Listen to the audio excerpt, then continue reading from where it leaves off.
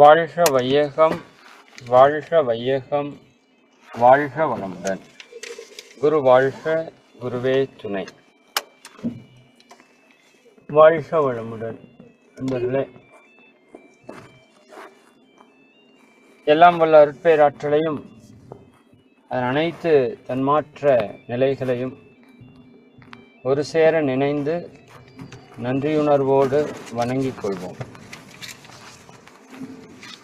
ஆசான் அருட்தந்தை வேதாத்திரி மகரிஷி அவர்களே நம்மோடு சூக்குமமாக நிறைந்திருந்து இன்றைய தெய்வீக நிகழ்வுகள் அனைத்தையும் மிக சிறப்பாக நிகழ்த்தி கொடுத்தாராம்.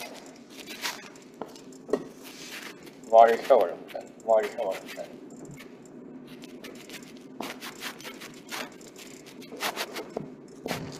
மிக்க மகிழ்ச்சி அன்பர்களே. நாம் இப்போ நேர மேலாண்மை என்ற ஒரு மிக முக்கியமான ஒரு சிந்தனையை மிக ஆழமாக சிந்தித்து கொண்டிருக்கிறோம். நம்ம லைஃப்பில் நமக்கு கிடைத்த மிக அற்புதமான ஒரு வரம் என்று சொன்னால் அது நேரம்தான், இல்லையா? அப்போ அந்த நேரத்தை நாம் எந்த அளவுக்கு திட்டமிட்டு பயன்படுத்துகிறோமோ அந்த அளவுக்கு வாழ்க்கையில் வெற்றி பெற முடியும் அப்படிங்கிறத நாம் சென்ற வகுப்பில் கொஞ்சம் உணர்ந்திருப்போம்னு நினைக்கிறேன். அப்போ அப்படி உயர்ந்த ஒரு நேரத்தை இந்த சமுதாயத்தில் நாம் எவ்வளவு வேல்யூவாக வச்சிருக்கிறோம் அப்படின்னு கேட்டோம்னா, அதனோட மதிப்பு தெரியாதால இன்னைக்கு பல மணி நேரங்களை நம்ம விரயம் பண்ணிட்டு இருக்கிறோம்னு சொல்லலாம். இப்போ நீங்களாம் ஓரளவுக்கு அதில் அவேர்னஸ் ஆகிருப்பீங்கன்னு நினைக்கிறேன். நேரத்தை சரியாக திட்டமிட்டு பயன்படுத்துபவர்கள் மட்டுமே வாழ்க்கையில் வெற்றி பெற முடியும். சரிங்களா? நம்ம நிறைய பயிற்சிகள் செய்யணும்னு சொல்கிறோம். அப்போ அந்த பயிற்சிகள் செய்கிறதுக்கு என்ன வேணும்னா நேரம் ரொம்ப ரொம்ப அவசியம். அப்போ சரியான திட்டமிடுதலோடு நீங்கள் பண்ணால் எவ்வளோ பயிற்சிகள் வேணாலும் பண்ண முடியும். சரிங்களா? 8 மணி நேரம் உழைப்பு, 8 மணி நேரம் உறக்கம் போக மீதி இருக்கிற 8 மணி நேரத்தை நீங்கள் முழுக்க முழுக்க உங்களுக்காக உங்கள் வாழ்க்கையினுடைய மகிழ்ச்சிக்காக, உயர்வுக்காக நீங்கள் பயன்படுத்த முடியும். பட் எவ்வளோ பேர் அப்படி பயன்படுத்துகிறோம் அப்படின்னா ரொம்ப ரொம்ப குறைவு. இப்போ நாம் ஆன்மீகத்தில் ஒரு உயர்ந்த நோக்கத்தை தெரிஞ்சுக்கிட்டு அதை அடையிறதுக்கான ஒரு முயற்சியில் தீவிரமாக ஈடுபடுறவங்க கண்டிப்பாக நேரத்தை மேலாண்மை செய்தாகணும். சரி, அந்த விதத்தில் நான் உங்களுக்கு இன்னைக்கு ஒரு லிஸ்ட்டு கொடுக்குறேன், அதை நோட் பண்ணி வச்சுக்கோங்க. இதெல்லாம் உங்களோட நேர மேலாண்மைக்குள்ளே வரணும். நான் ஒரு உதாரணத்துக்கு ஒரு விஷயத்த சொல்கிறேன், நீங்கள் அதுபடியே இருக்கணும்னு அவசியம் இல்லை. சரிங்களா? முடிஞ்ச வரைக்கும் அப்படி இருக்கிறதுக்கு முயற்சி பண்ணுங்கள். கொஞ்சம் முன்ன பின்ன மாறி இருந்தாலும் தப்பில்லை. அப்புறம் நீங்கள் அதை கொஞ்சம் கொஞ்சமாக மாற்றிக்கொள்ளலாம். அதே மாதிரி நான் சொன்னது மாதிரியே இருக்கணுங்கிற கட்டாயமும் எதுவும் இல்லை. சரிங்களா? நான் சொன்ன மாதிரி இருக்கணும்னு கட்டாயம் இல்லை. நான் ஒரு மாடலுக்காக உங்களுக்கு சொல்கிறேன். ஏன்னா எதுக்குமே ஒரு மாடல் இருந்தால் உங்களுக்கு சப்போர்ட்டாக இருக்குமில்ல. இப்போ நீங்களே ஒரு டைம் டேபிள் போடுறீங்க அப்படின்னா ஒவ்வொருத்தங்க ஒவ்வொரு மாதிரி போடுவீங்க. நான் அதுக்கு காமனாக ஒரு விஷயம் சொல்லிடுறேன், அதுக்கு தகுந்த மாதிரி நீங்கள் போட்டுக்கோங்க. சரிங்களா? இது ஒரு மாடல். சரிங்களா? ஒரு மாதிரி மட்டுமே. இப்போ நான் அதை தூங்குறதுலேருந்து ஆரம்பிக்கிறேன். காலையில் எந்திரிக்கிறதுலேருந்து ஆரம்பிக்கணும். பட் என்னை பொறுத்த வரைக்கும் எந்திரிக்கிறத விட ரொம்ப முக்கியம் நான் தூங்குறதா நினைக்கிறதுனால நீங்கள் படுக்கிறது தான் ரொம்ப முக்கியம்.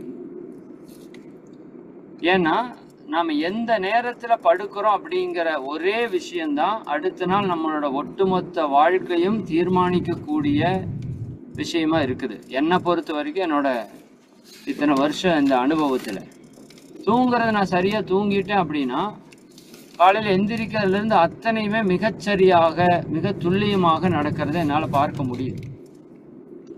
பட் எந்திரிக்கிறதுல நான் தூங்குறது சரியாக தூங்காதப்ப காலையில் எந்திரிக்கிறதுலேருந்து எதையுமே என்னால் மாற்ற முடியல. இப்போ உதாரணத்துக்கு குழந்தைகளை 8:20 பஸ்ஸில் விடணும்னா 8:20 பஸ்ஸில் விட்டு தான் ஆகணும், இல்லையா? அதுக்கு மாற்று ஒன்றும் பண்ண முடியாது. வேலைக்கு போகிறவங்க, ஸ்கூலுக்கு போகிறவங்க அந்த டைமுக்கு போகணுன்னா போய்த்து ஆகணும். இப்போ காலையில் எனக்கு இருக்கிற நேரம் மிக நெருக்கடியான நேரம். நெருக்கடினா நான் சொல்கிறது அதிகப்படியான வேலைகளை நான் செய்ய வேண்டிய நேரமாக இருக்குது. அப்போ அந்த நேரத்தில் நான் 1-2 விட்டேன்னா கூட அந்த அன்னைக்கு முழுக்க என்னால் அதை செய்ய முடியாமல் போயிடுது. அப்போ இரவு தூங்குற நேரத்தை நான் உங்களுக்கு சொல்கிறேன். எல்லாத்துலேயும் 2 ஆப்ஷன் கொடுக்குறேன். நீங்கள் எதுக்கு போக முடியுமோ அதுக்கு போங்க. ஃபர்ஸ்ட் ஆப்ஷன் தி பெஸ்ட்டு, செகண்ட் ஆப்ஷன் ஓகே. அதுக்கு மேலே போனீங்கன்னா அப்புறம் ஆன்மீகத்தில் முன்னுக்கு வர்றது அப்படிங்கிறது கேள்விக்குறி தான். இப்போ உங்கள் எல்லாருக்கும் நான் சொல்கிறது, நாம் ஒரு 8 மணிக்கு படுக்கணும். தூங்குற டைம் என்னங்க? 8 மணி. அதிகபட்சம் 9 மணிக்குள்ளே படுத்துடணும். நான் உங்களுக்கு சொல்லியிருக்கிற இதெல்லாம் ஆல்ரெடி சொன்னது தான். இருந்தாலும் டைம் டேபிளுக்காக நான் மறுபடியும் அது உங்களுக்கு ரிவைஸ் பண்ணி சொல்கிறேன். விளக்கமாக சொல்லலை, இந்த டைமிங் மட்டும் சொல்கிறேன். 8 மணிக்கு படுத்தா மிக மிக சிறப்புன்னு சொல்லியிருப்பேன். 9 மணிக்கு படுத்தா சிறப்புன்னு சொல்லியிருப்பேன். 10 மணி ஓகே, டெட் எண்டு 10 மணின்னு சொல்லியிருப்பேன். நீங்கள் நானும் டெட் எண்டு 10 மணி கொடுத்துருக்கீங்கன்ட்டு நானும் போய் படுப்பேன்னு சொன்னீங்கன்னா ஆன்மீகத்தில் வெற்றி பெற முடியாது உங்களால். சரிங்களா? ஆன்மீக வெற்றிக்கு உங்களுக்கு சம்மந்தம் இருக்காது. நீங்கள் 8 மணிக்கு படுக்கிறவங்கள இருக்கணும். அதிகபட்சம் 9 மணிக்காவது படுத்துடணும். அதுக்கு மேலே கண் விழிக்கிறது கூடாது. அதுக்கு நீங்கள் தான் ஏற்பாடு பண்ணிக்கணும். சரிங்களா? எனக்கு இது இருக்குது, எனக்கு அது இருக்குது, எல்லாம் இருக்குதான் செய்யும். நம்ம வாழ்கிற வரைக்கும் இருக்கும், நம்ம செத்ததுக்கப்புறம் எல்லாம் இருக்குதான் செய்யும். ஒன்றுமே பண்ண முடியாது நம்ம வாழ்க்கையில். காரணம் சொல்லிகிட்டே போயிட வேண்டியதுதான். சரிங்களா? 9 மணிக்கு படுத்தா மட்டும்தான் நீங்கள் ஆன்மீகத்தில் பெரிய அளவுக்கு வர்றதுக்கு வாய்ப்பு இருக்கு. சரிங்களா? அதுக்கு மேலேனா நீங்கள் அதைய கருத்தில் எடுத்துக்கோங்க. சரி, அப்போ 8லேருந்து 9க்குள்ளே தூங்கணும். 8 மணிக்கு தூங்குறது மிக மிக சிறப்பு. 9 மணி கடைசின்னு வச்சுக்கோங்க. அதுக்கப்புறம் காலையில் எந்திரிக்கிறது டைம் டேபிளில் அடுத்தது. எந்திரிக்கிறத 4 மணிக்கு எந்திரிக்கிறது மிக மிக சிறப்பு. அதிகபட்சம் 5 மணிக்காவது எந்திரிச்சிடணும். நான் 5 மணிக்கு மேலே தான் எந்திரிப்பேன் அப்படின்னா உங்களுக்கும் இந்த பயிற்சிகள் அதுக்கும் பெரிய சம்பந்தம் இருக்காது. சரிங்களா? நான் 5:30க்கு எந்திரிப்பேன், 6க்கு எந்திரிப்பேன் அப்படின்னா நீங்கள் சாதாரணமாக மக்களாக வாழலாமே தவிர ஒரு ஆன்மீகத்தில் உயர்ந்த நிலையை அடைகிறது அப்படிங்கிறது பெரிய சாத்தியம் இருக்காது. சரிங்களா? 4 மணிக்கு எந்திரிக்கிறது மிக மிக சிறப்பு. இன்னும் மார்கழியிலலாம் நம்ம 3:30 மணிக்கு எந்திரிப்போம். சரிங்களா? அப்படியெல்லாம் நம்மக்கிட்ட இருக்குது, பயிற்சிகள் இன்னும் இருக்குது. பட் நீங்கள் இதுக்கே திறனறினீங்க அப்படின்னா அப்புறம் பண்ணுறது வந்து கஷ்டமாகும்.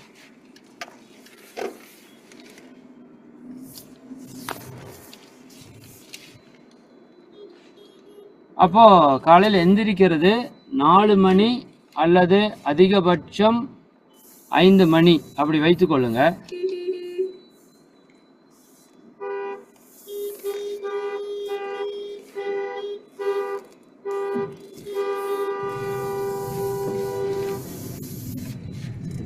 சரி, அப்போ அதிகபட்சம் 5க்குள்ளே எந்திரிச்சிடணும். 4:15, 4:30, 4:45 எல்லாமே பெஸ்ட்டு. சரிங்களா? இதில் காலையில் எழுந்த உடனே முதல் வேலை என்ன? இப்போ நீங்கள் நம்ம கூட தியானத்துக்கு வந்துட்டுருக்கீங்க. 5 மணிக்கு தியானம் அப்படிங்கிறது கூட எழுதிக்கோங்க. ஒரு 4, 4:30க்கெல்லாம் எந்திரிச்சிட்டிங்கன்னா கூட காலையில் எந்திரிச்சு ப்ரஷ் பண்ணிவிட்டு டாய்லெட் போயிட்டு குளிச்சுட்டு தியானத்துக்கு உட்காரணும். இதுதான் வெரி பர்ஃபெக்டான ஒரு விஷயம். அப்போ 4:30க்காவது நம்ம எந்திரிச்சாதான் இந்த 3ஐயுமே உங்களால் பண்ண முடியும். எந்திரிக்கணும், ப்ரஷ் பண்ணணும், டாய்லெட் வந்தால் டாய்லெட் போயிடணும், குளிச்சுக்கணும். 4:30 to 5 காலை கடன்கள் எல்லாம் முடிச்சிடணும். சரிங்களா? அதில் நான் உங்களுக்கு சொல்லியிருப்பேன், எந்திரிச்ச உடனேயும் பச்சை தண்ணி 1 டம்ளர் குடிக்கணும் அப்படிங்கிறதையும் சொல்லியிருப்போம். 4:30 மணிக்கு எந்திரிக்கிறோம். எந்திரிச்சோன்னையும் போய் முகம் கழுவுவோம். அப்புறம் உடல் கழிவுகளை வெளியேற்றி கொள்ளுவோம். அதுக்கப்புறம் வந்து தண்ணி 1 டம்ளர் நல்லா குடிக்கணும். ஒரு சொம்போ 1 டம்ளரோ நல்லா நிறைய தண்ணி குடிக்கணும். அப்புறம் ஒரு 5 மினிட்ஸ் கொஞ்சம் ஃப்ரீயாக வாக்கிங் மாதிரி பண்ணிக்கோங்க. இதுக்கெல்லாம் நீங்கள் டைம் போட்டு எழுதணும். 4:30க்கு எந்திரிச்சிடுவேன், 4:35க்கு நான் வந்து தண்ணி குடிப்பேன், அப்புறம் 4:40 அப்படிங்கிறப்போ டாய்லெட் வந்ததுன்னா போயிட்டு வந்துடணும். வரலைன்னா தப்பு இல்லை.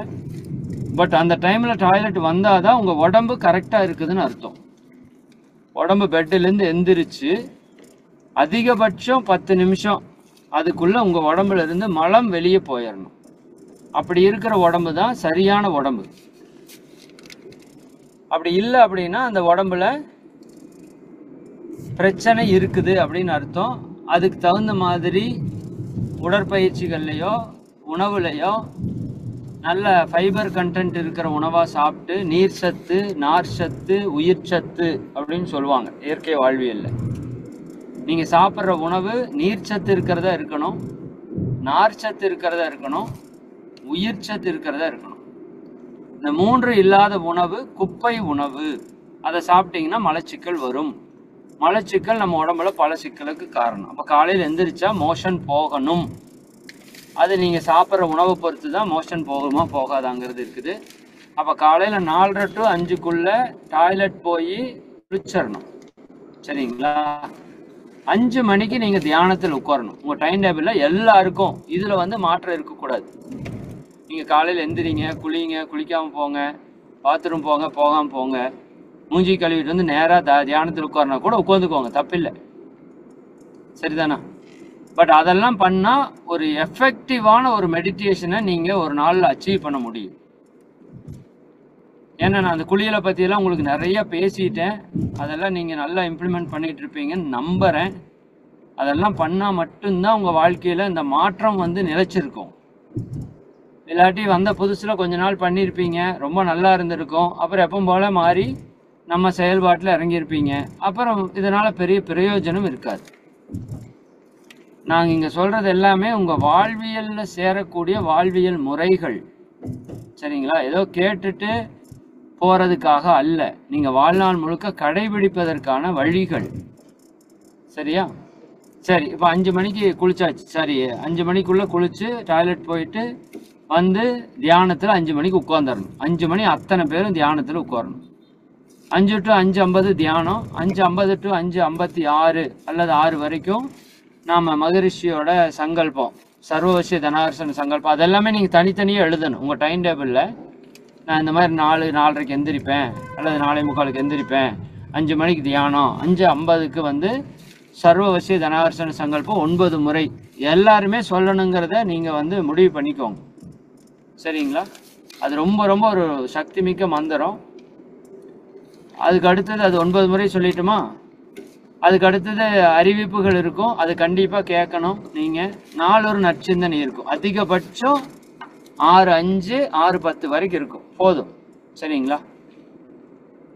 அதுக்கு அடுத்தது உடற்பயிற்சி வரும். நாளொரு நற்சிந்தனை முடிச்சதுக்கப்புறம் உடற்பயிற்சி வரும்.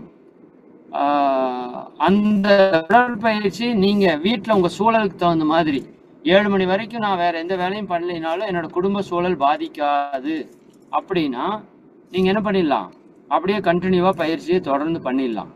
இல்லை எங்கள் வீட்டுக்காரர் இருக்காங்க, குழந்தைங்க இருக்காங்க, அவங்களுக்கு வேலை செய்யணும், அவங்க ஸ்கூலுக்கு போகணும், அவங்க வேலைக்கு போகணும், அவங்களுக்கு தேவையானதெல்லாம் பண்ணணும், அதே மாதிரி பால்காரர் வந்துடுவார், அவங்க காய்கறிக்காரங்க வந்துடுவாங்க, இதெல்லாம் பண்ணணும் அப்படின்னா அது உங்கள் விருப்பம். அந்த நற்சிந்தனை முடிஞ்சதுக்கப்புறம் நீங்கள் ஜூம் கட் பண்ணிட்டு போயிட்டு உங்கள் வேலையெல்லாம் பார்த்துட்டு அப்புறம் எப்போ உங்களுக்கு டைம் கிடைக்குதோ, இப்போ காலையில் உணவு எப்படி இருந்தாலும் நம்ம வந்து 9 மணிக்குள்ளே எடுக்கணும்னு சொல்லியிருக்கிறோம். நீங்கள்லாம் அப்படி எடுப்பீங்கன்னு நம்புகிறேன். குறிப்பாக பெண்களுக்கு தான் நான் ரொம்ப ஸ்ட்ராங்காக சொல்கிறேன், அதிகபட்சம் 9க்குள்ளே சாப்பிட்றணும். சரிங்களா? 9:15க்கு சாப்பிட்றது கூட தப்பு, உங்கள் உடம்புல பல நோய்கள் உருவாகும். சரிங்களா? 9 மணிக்கு உள்ளே சாப்பிட்றணும். ஒரு 8 அல்லது 8:30 சாப்பிட்ற டைமை எழுதிக்கோங்க. 6 மணிக்கு இந்த தவம் முடிச்சுட்டு வெளியே வர்றீங்க, சிந்தனை உரை கேட்குறீங்க. 6 மணிக்கு வெளியே வந்தீங்கன்னா 8:30 மணி வரைக்கும் நீங்கள் மற்ற வேலைகள், குடும்ப வேலைகளுக்கு நீங்கள் திட்டமிட்டுக்கணும். ஒரு நாளைக்கு என்ன பண்ண போகிறேன் அப்படிங்கிறத இன்றைக்கே எழுதணும். அது ரொம்ப முக்கியம். இப்போ நம்ம காலையில் பெண்களுக்கு நிறைய நேரம் விரயமாகிறது எங்கன்னா நைட்டு திட்டமிடுதலே இருக்காது. நான் ஒரு சிலர் பார்த்துருக்குறேன், ஒரு வாரத்துக்கு திட்டமிட்டு வச்சுருப்பாங்க. அற்புதமான பெண்கள் அவங்கெல்லாம். சரிங்களா? நேரத்தோட வேல்யூ தெரிஞ்சவங்க அவங்க. அதாவது சிந்தனை அப்படிங்கிறது ரொம்ப ரொம்ப முக்கியம். நீங்கள் எந்த இடத்துல போய் வெற்றி பெறணும்னாலும் உங்களோட சிந்தனை வந்து ரொம்ப ரொம்ப முக்கியம். இப்போ நீங்கள் நான் சொன்னேன்ல, இப்போ உட்காந்து நம்ம இந்த வாரத்தில் என்ன பண்ண போகிறோம், திங்கட்கிழமை காலையில் என்ன சமைக்கிறோம், செவ்வாய்க்கிழமை காலையில் என்ன, மத்தியானம் என்ன, நைட் என்னன்னு ஒரு 21 வகையான உணவை நீங்கள் எழுதிட்டீங்க அப்படின்னா நீங்கள் கடைக்கு போகிறப்ப ரொம்ப ஈஸி. அதுக்கு தகுந்த மாதிரி பொருளை வாங்கிட்டு வந்துட்டே இருக்கலாம். திட்டமிடுதல் ரொம்ப ரொம்ப முக்கியம் இந்த நேர மேலாண்மையில். அப்போ நாளைக்கு என்ன பண்ண போகிறோம் அப்படிங்கிறத நைட்டே எல்லாம் எடுத்து வச்சிடணும். எப்படி குழந்தைங்க வந்து நைட்டே டிஃபனு, நைட்டே சாக்ஸு, ஷூவு, பேகு இதெல்லாம் எடுத்து வச்சு பண்ணுங்கன்னு நம்ம சொல்கிறோம். அதுபோல் பெண்கள் என்ன பண்ணணும், நாளைக்கு காலையிலேக்கு நம்ம என்ன பண்ண போகிறோம், அதுக்கெல்லாம் பொருள் இருக்குதா அப்படின்னு முந்தின நாளே பார்த்துடணும்.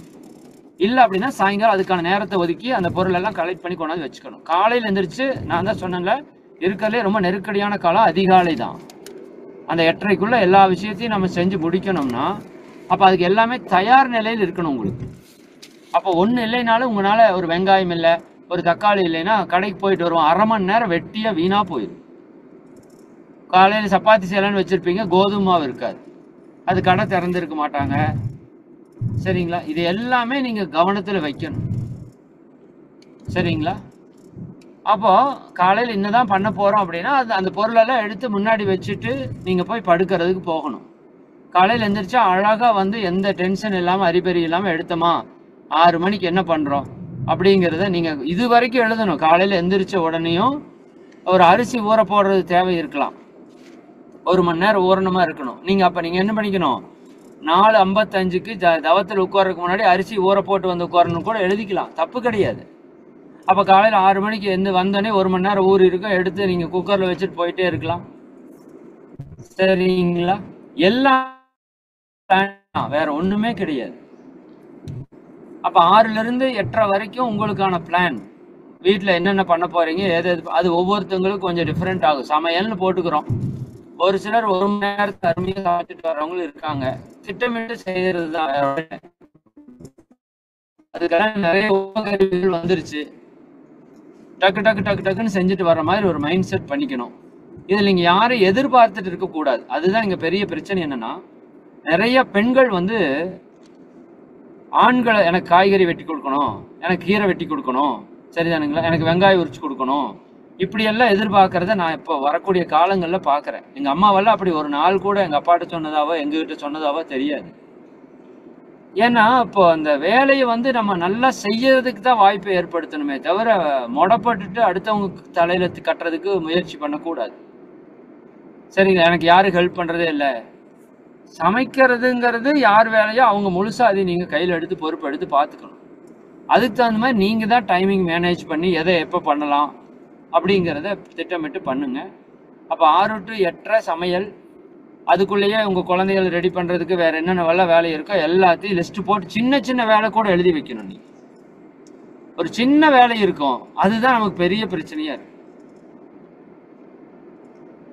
2வது, இப்போ 8:30 மணிக்கு சாப்பிட்டீங்க, 9க்கு சாப்பிட்டீங்க, அதுக்கப்புறம் நீங்கள் என்ன பண்ண போகிறீங்க? வேலைக்கு போகிறவங்களா இருந்தால் 9 மணிக்கு ஆஃபீஸ் போயிடுவோம், அப்புறம் சாயங்காலம் 6 மணிக்கு வருவோம். அது வரைக்கும் உங்களோட டைம் டேபிள் அந்த கம்பெனி தீர்மானிக்கும். வீட்டில் இருக்கிறவங்களுக்கு அப்படி இல்லை, நீங்கள் தான் உங்களுக்கான ராஜா ராணி. அப்போ நீங்கள் உங்கள் டைமை ஃபிக்ஸ் பண்ணணும். 9 மணிக்கு நான் என்ன பண்ண போகிறேன், 10 மணிக்கு என்ன பண்ண போகிறேன், 11 மணிக்கு என்ன பண்ண போகிறேன், 12 மணிக்கு என்ன பண்ண போகிறேன். இருக்கிற நாட்களில் 11:55க்கு நான் வகுப்புக்கு வந்துடுவேன். அப்படி 2 டைம் டேபிள் எழுதுங்க. சில நாள் வகுப்பு இருக்காது, நமக்கு வகுப்பு இருக்கிற நாளில் என்ன பண்ண போகிறேன், வகுப்பு இல்லாத நாளில் அந்த 1.5 மணி நேரத்துக்கு நான் என்ன பண்ண போகிறேங்கிறத 2 அந்த டைமை பிரிச்சுக்கோங்க.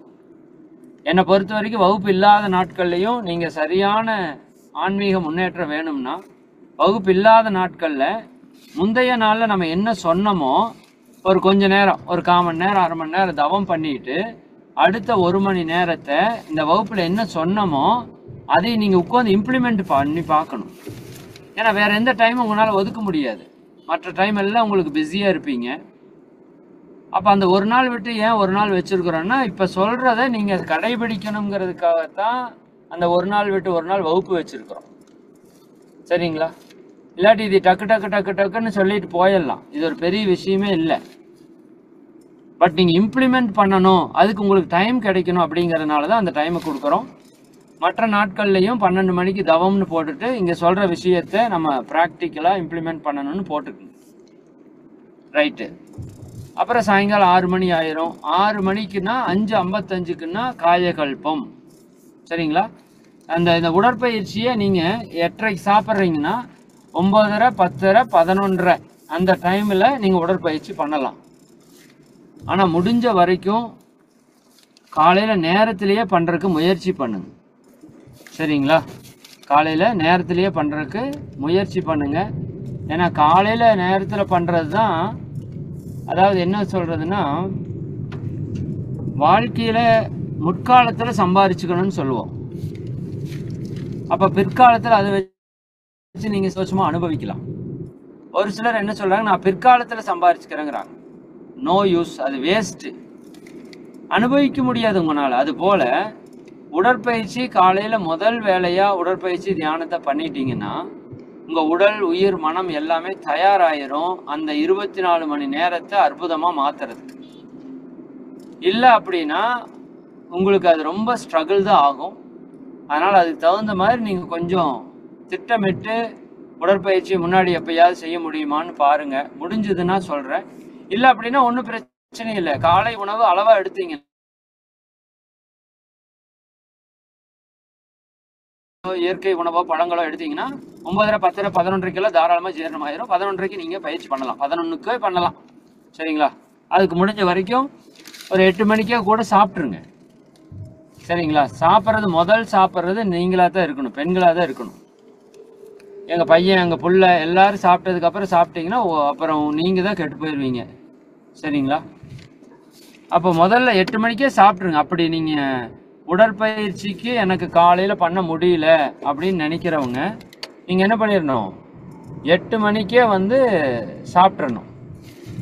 சாப்பிட்டா 11 மணிக்கு உடற்பயிற்சி பண்ணலாம்.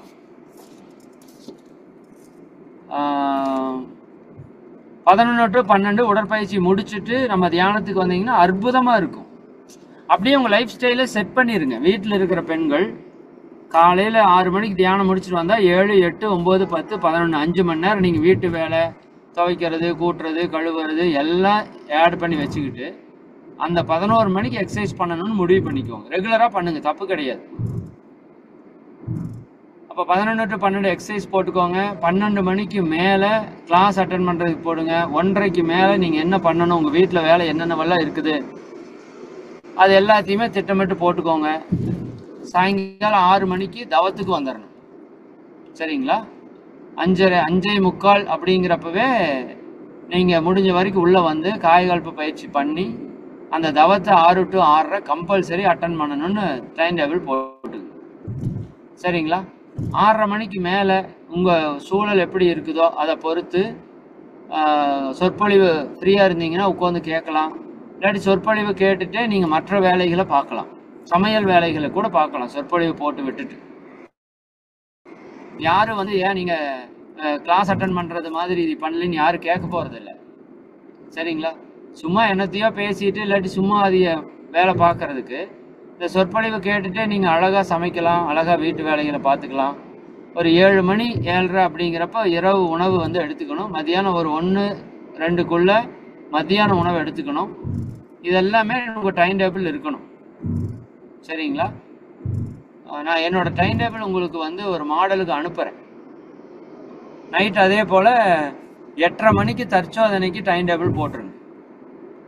6 மணிக்கு தவம், 6 to 6:30 தவம். 6:30 மணிக்கு மேலே நீங்கள் கட்டாயமாக இருக்கணும்னு அவசியம் இல்லை. விருப்பம் இருக்கிறவங்க இருங்க, இல்லாட்டி கட் பண்ணிடுங்க. கேட்குறது நல்லது தான், சொற்பொழிவு கேட்குறது நல்லது தான். உங்களுக்கு டைமு சூழல் எப்படி இருக்குதுன்னு பாருங்கள். இல்லாட்டி அதை போட்டு விட்டுட்டு உங்கள் வேலையை பார்த்துட்டு இருங்க. ஒரு 8:30 மணி ஆயிடுச்சா, அதுக்கு முன்னாடி நீங்கள் சாப்பிட்றணும். 7:30, 8க்குள்ளே சாப்பிட்டீங்கன்னா 8:30 மணிக்கு தற்சோதனை அட்டன் பண்ணிவிட்டு 9 மணிக்கு படுத்துக்கலாம்.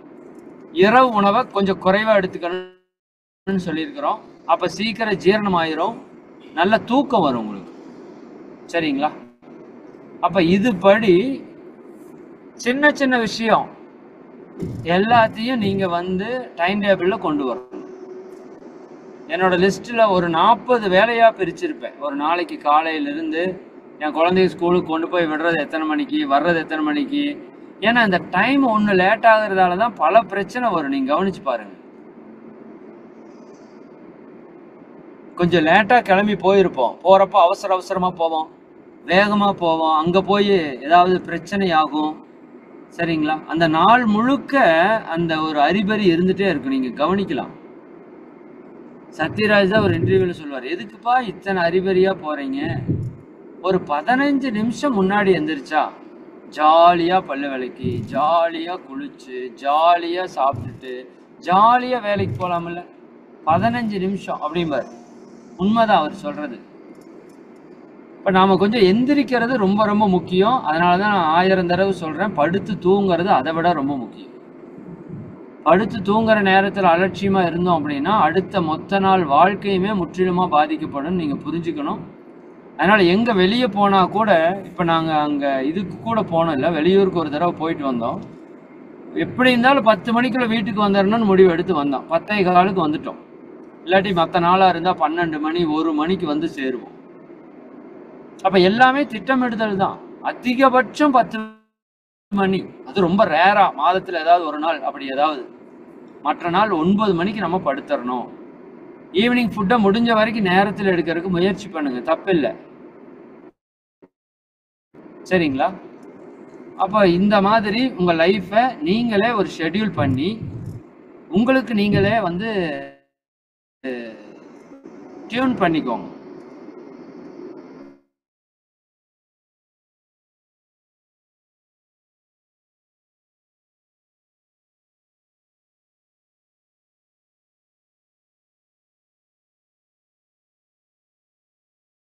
ஆறு மணிக்கு இப்போ ரெகுலராக எந்திரிச்சிட்டு இருக்கீங்கன்னா இப்போ 5:30 5க்கு ட்ரை பண்ணுங்க, தப்பில்லை.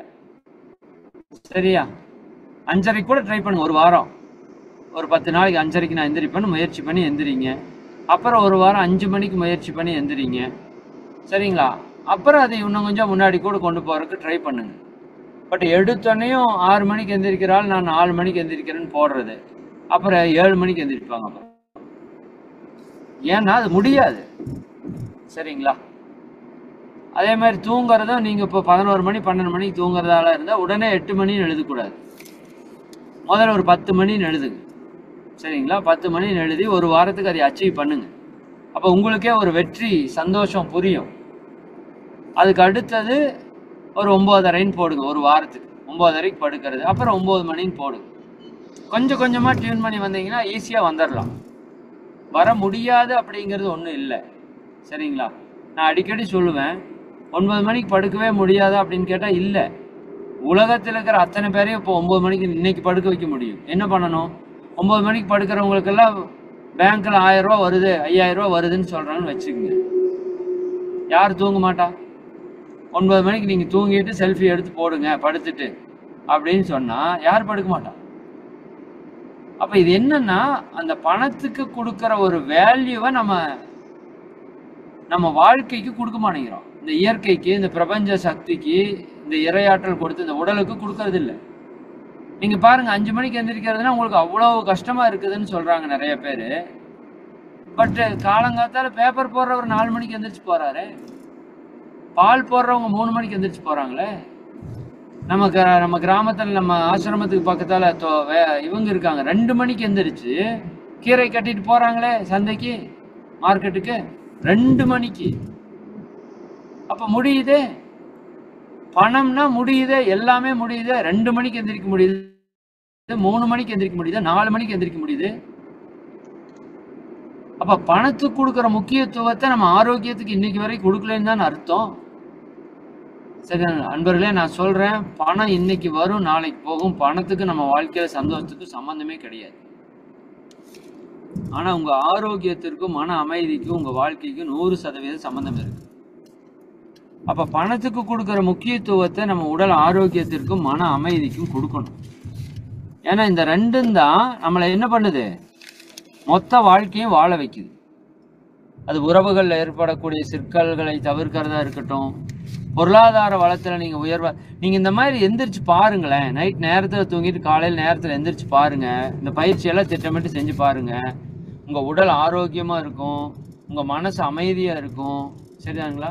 உங்களால நல்லா பொருள் பெருக்க முடியும், பொருளாதாரத்துல சிறப்பா இருப்பீங்க, நல்ல தியானம் பண்றதுல மனசு நிறைவா இருக்கும், நிம்மதியா இருக்கும், உறவுகளை நல்ல விதத்துல ஹேண்டில் பண்ணுவீங்க, உங்க கடமைகளை நீங்க சரியா செய்வீங்க. இது குடும்பத்தோட பண்ணணும்னு நான் எதிர்பார்க்கிறேன். சரிங்களா?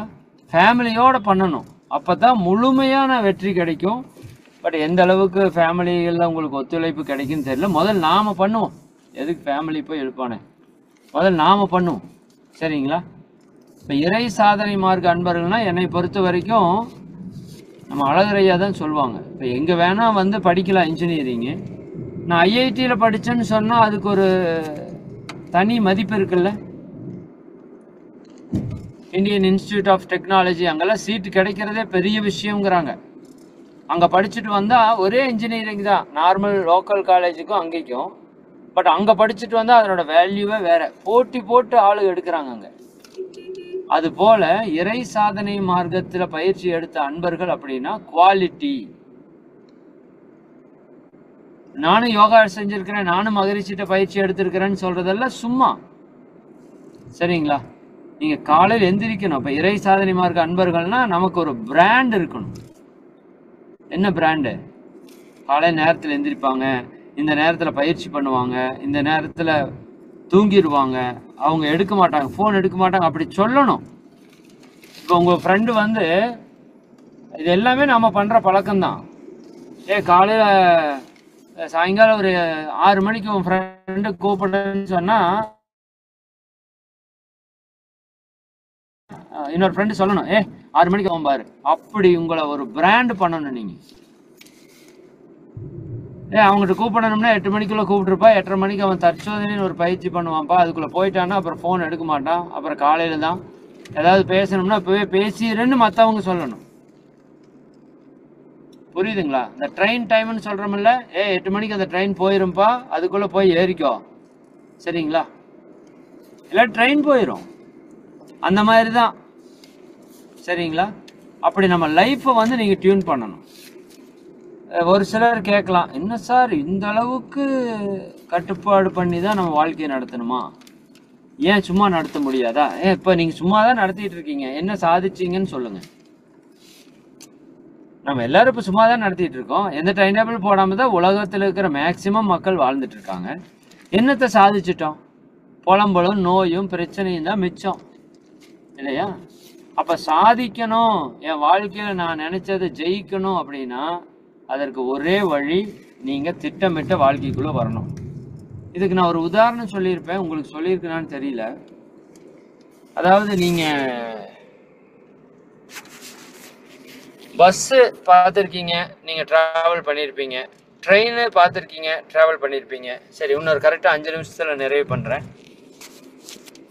சரி, இப்போ நீங்கள் எல்லாருமே சொல்லுங்கள், பஸ் ஓட்டுறது ஈஸியா, ட்ரெயின் ஓட்டுறது ஈஸியா? அப்படியே சேட் பண்ணுங்க பார்க்கலாம். அந்த சேட் இது ஓப்பன் பண்ணி விடணும், அது ஏதோ லாக்ல இருக்கிற மாதிரியே தெரியுது.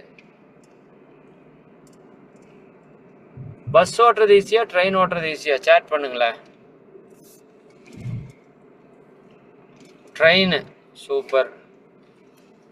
அருணாமா ட்ரெயின்னு போட்டாங்க. மற்றவங்களாம் டைப் பண்ணி போடுங்க. டிசேபிள் இருக்கா சேட்டு?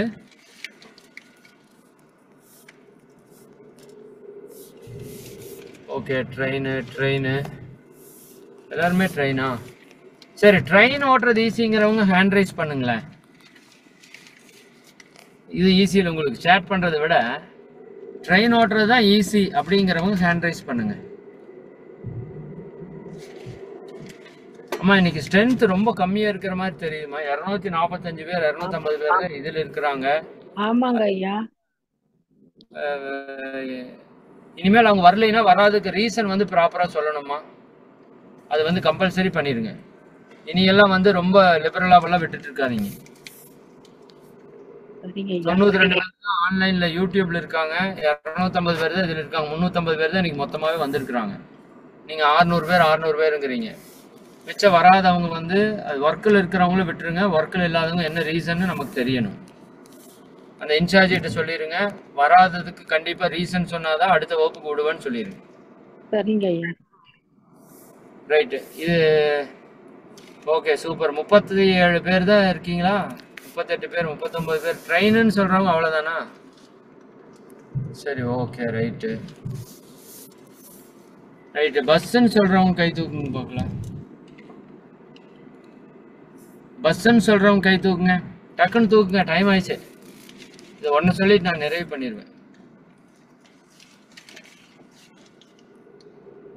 ஓகே, பஸ்ஸுக்கு 14 பேர், 15 பேர்.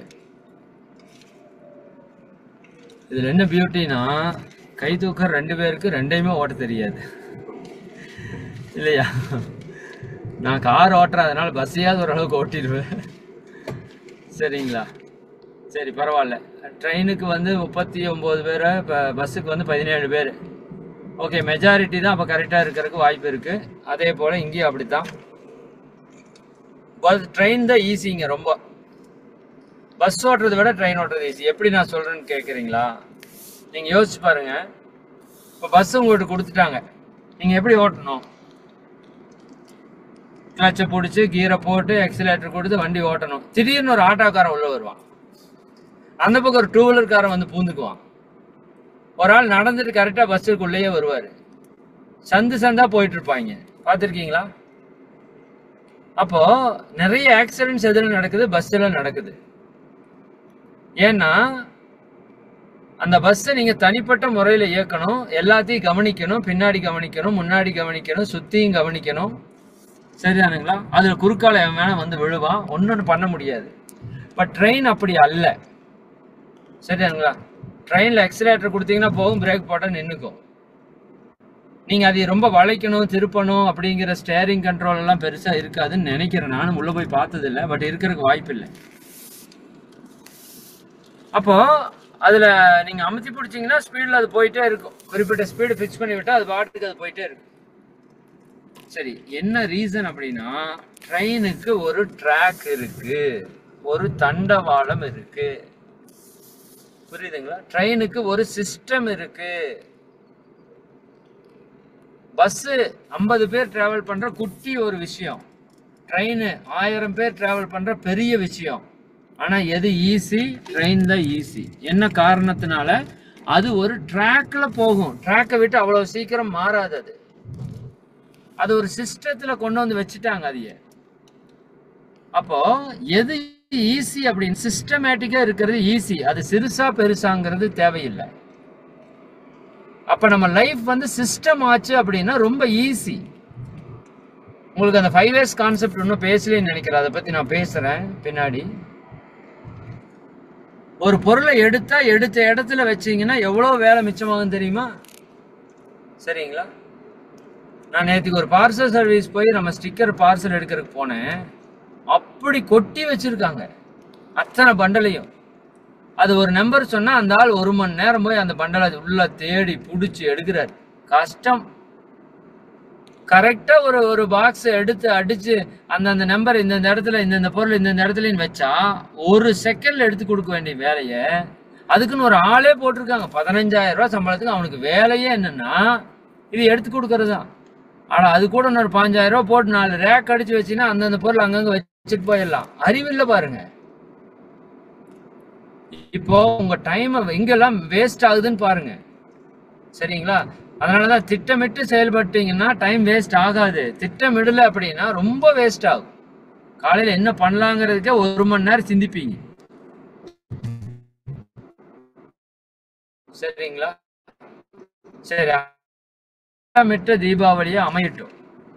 சரிங்களா? காலையில் எந்திரிச்சதுலேருந்து நைட்டு தூங்குற வரைக்கும் உங்களுக்கு நீங்களே டைம் டேபிள் போட்டுக்கோங்க. போட்ட டைம் டேபிளை உங்கள் குரூப்பில் ஷேர் பண்ணி விடுங்க. சரிங்களா? அது மற்றவங்களுக்கும் ஒரு நிறைவு கொடுக்கும். ஓ, இவ்வளோ பேர் இதெல்லாம் ஃபாலோ பண்ணுறாங்க அப்படின்னு இருக்கும். நீங்கள் நிறைய பேர் நான் சொல்கிற இந்த ஹோம்ஒர்க்கெல்லாம் பண்ணுறது இல்லை. சரிங்களா? ஆனால் தயவு செஞ்சு பண்ணுறதுக்கு ஆரம்பிச்சிருங்க. இன் ஃபியூச்சர் வந்து ஒவ்வொரு ஹோம்ஒர்க்காக கொடுத்துட்டே இருப்போம். நீங்கள் அப்பப்போ அதை பண்ணணும். எழுத படிக்க தெரியாதவங்க பண்ண தேவையில்லைன்னு சொல்லியிருக்கிறோம். ஆனால் இதில் யார் எழுத படிக்க தெரியாதவங்க இருக்கிறதுக்கு வாய்ப்பு இல்லை. சரிங்களா? அதனால் உங்கள் வாழ்க்கையில் மாற்றம் வரணும்னா இது எல்லாம் நீங்கள் பண்ணால் மட்டும்தான் வரும். ஏதோ சும்மா வர்றோம், ஸ்பீச்சு கேட்குறோம், போகிறோன்னா கண்டிப்பாக மாற்றமெல்லாம் பெருசாக வராது. உங்கள் வாழ்க்கை மாறணும், நீங்கள் சந்தோஷமாக இருக்கணும் அப்படின்னா இதெல்லாம் நீங்கள் பண்ணி தான் ஆகணும். சரி, சிறப்பாக பண்ணுங்கள். அது நிறைய பேர் நல்லா பண்ணிகிட்டு இருக்கீங்க, அவங்களுக்கும் வாழ்த்துக்கள். பண்ணாதவங்களும் பண்ணுறதுக்கு ஆரம்பிச்சிருங்க. சரிங்களா? ரைட், மிக்க மகிழ்ச்சி. உங்கள் எல்லாரையும் வாழ்த்தி நிறைவு செய்வோம். அருட்பேராற்றல் கருணையினால் நீங்களும் உங்கள் அன்பு குடும்ப உறுப்பினர்கள் அனைவரும் உடல் நலம், நீலாயுள், நிறை செல்வம், உயர் புகழ், மெஞ்ஞானம் ஓங்கி இறை உணர்வு, அறநெறி, கல்வி, தனம், தானியம், இளமை, வலிவு, துணிவு, நன்மக்கட்பேறு, அறிவில் உயர்ந்தோர் நட்பு, அன்புடைமை, அகத்தவம், அழகு, புகழ், மனித மதிப்புணர்ந்து ஒழுகும் பண்பு, பொறுமை எனும் பேறு 16 பெற்று பெருவாழ்வு வாழ்க. வாழ்க வளமுடன், வாழ்க வளமுடன், வாழ்க வளமுடன். நண்பர்களே, மிக்க மகிழ்ச்சி, ரொம்ப சந்தோஷம். எல்லாருக்கும் தீபாவளி வந்துடுச்சு. நாளை மறுநாள் தீபாவளி. நாளைக்கு ஒரு நாள் தான் கேப்பு. உங்களுக்கு வகுப்பு தீபாவளிக்கு அடுத்த நாள் இருக்கிறது இருக்கிறது இருக்கிறது. சரிதானுங்களா? தீபாவளிக்கு லீவ் விடுற மாதிரியெல்லாம் இங்கே ஒன்றும் பண்ணுறதில்லை. தீபாவளி அன்னைக்கு நம்ம செய்ய வேண்டிய ஒரே வேலை, நல்லதை சிந்திச்சு நல்ல உடற்பயிற்சி தியானமெல்லாம் பண்ணி கோயிலுக்கெல்லாம் போய் இறை வழிபாட்டில் ஈடுபட்டு இதைத்தான் பண்ணணும். இதை தவிர அத்தனையும் பண்ணிட்டு இருப்பான் பாருங்க. சரிதானுங்களா? இதை தவிர அத்தனை வேலையும் நடக்கும். டிவி பார்த்துட்டு இருப்பான், கண்டதை தின்னுட்டு இருப்பான், டைம் வேஸ்ட் பண்ணிட்டு இருப்பான், சினிமாவுக்கு போவான், ஊரை சுற்றுவான். இதே தான் நடக்கும். அடா அதுக்காடா தீபாவளி? நரகாசுரனை அழிக்க சொன்னா இவன் நரகாசுரன் சோறு வச்சு வளர்த்திட்டு இருப்பான். நீங்க கவனிச்சு பாருங்க. சரிங்களா? அப்போ உங்ககிட்ட இருக்கிற கெட்டதை அழிக்கிறதுக்கு தீபாவளி, கெட்டதை பெருக்கிறதுக்கு இல்லை. அந்த அன்னைக்கு பார்த்தா 12 மணிக்கு எந்திரிப்பான் சிலர். சரிதானுங்களா? அப்போ இதெல்லாம் என்னத்துக்கு ஆகுன்னு பாருங்க. அதனால நம்மளை உயர்த்துறதுக்கு தான் தீபாவளி. அதனால செவ்வாய்க்கிழமை உங்களுக்கு எப்பொழுதும் போல வகுப்பு இருக்கும். அதில் மிக முக்கியமான சிந்தனை, இந்த 5S கான்செப்ட்னு ஒன்று சொன்னல, ஜப்பானுடைய வெற்றிக்கான அற்புதமான டெக்னிக்கை நான் அந்த அன்னைக்கு உங்களுக்கு சொல்லிக் கொடுக்குறேன். அதை நீங்கள் தீபாவளியிலேருந்து இம்ப்ளிமெண்ட் பண்ணுங்க. சரிங்களா?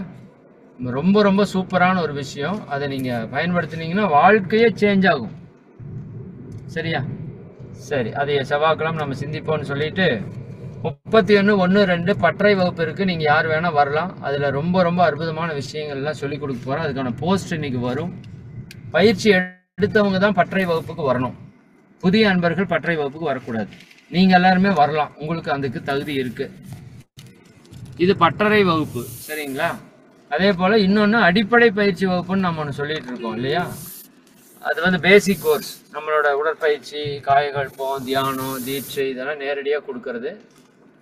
அது வந்து 7, 8, 9 நவம்பரில் நடக்குது. அதுலேயும் நீங்களும் உங்களுக்கு வந்து கலந்துக்கலாம். உங்களுக்கு தெரிஞ்சவங்களே கலந்து கொள்ள சொல்லலாம். இந்த தீபாவளிக்கு உங்கள் நண்பர்கள் எல்லாருக்கும் என்ன கிஃப்ட் கொடுக்குறீங்களோ இல்லையோ, இந்த பயிற்சி ஒன்று இருக்குது அப்படிங்கிற விஷயத்த கிஃப்டாக சொல்லிடுங்க. அது அந்த அடிப்படை பயிற்சி வந்து முழுக்க முழுக்க ஃப்ரீயாக தான் நடத்துகிறோம். அதனால் அது அவங்களுக்கு ஒரு கிஃப்டாக கூட இந்த மாதிரி ஒரு பயிற்சி நடக்குது, போயிட்டு வாங்கன்னு சொல்லுங்கள். உண்மையாலுமே அது ஒரு நல்ல ஒரு வாய்ப்பாக இருக்குன்னு சொல்லிட்டு நான் அந்த அறிவிப்புகளை நிறைவு செய்கிறேன்.